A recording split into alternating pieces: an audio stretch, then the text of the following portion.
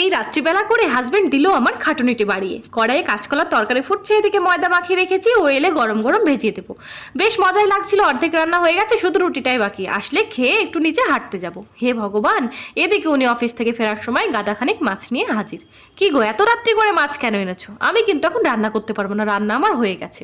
সে বলে, ফ্রেশ মাছ পেয়েছি তো, তাড়াতাড়ি রান্না করো, নইলে ফ্রিজে রাখলে যাবে স্বাদ নষ্ট হয়ে।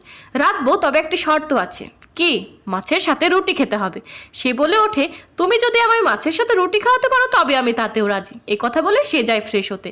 এদিকে আমি কিচেনে ভ্যাবলার মতো থ হয়ে দাঁড়িয়ে থাকি। মাছের সাথে রুটি কথাটি দ্বিতীয়বার ভাবতেই কেমন যেন গাটা গুলে ওঠে। তাড়াহুড়ো করে ময়দা মাখাটা ডাস্টবিনে ফেলে একদিকে ভাতের হাঁড়ি, অপরদিকে মাছের কারি উনানে বসিয়ে দিই। রান্না শেষ করে ভাত বাড়তেই উনি বলেন, কি ভাত কেন, রুটি কোথায়? গরমে আর মাথা গরম করো না তো। কথাটি মুখ থেকে সম্পূর্ণ না বেরোতেই সদ্য ফ্রিজ থেকে বের করে রাখা ঠান্ডা জলটা ছেলে দিল আমার মাথায় ঢেলে।